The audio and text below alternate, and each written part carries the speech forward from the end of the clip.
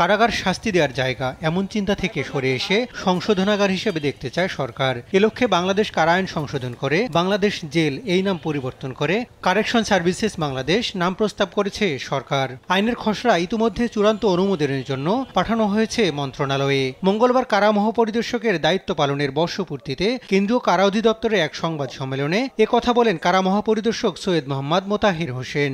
আমরা সংবাদটা পেয়েছি কিছুক্ষণ আগে সকালে যে সরকার এটা অনুমোদন করেছেন।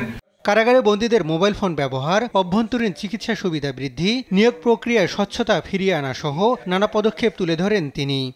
সাক্ষাৎ, টেলিফোনিং, পিসি ব্যবস্থাপনা এগুলোতে সবগুলোতে অটোমেশনের কাজ আমাদের পাইপলাইনে আছে এবং টেলিফোনটা অলরেডি চালু করেছি। সাক্ষাৎকারটা অনলাইন ভিত্তিক অ্যাপের মাধ্যমে যাতে ঝামেলামুক্ত থাকে এটা করতে পারি।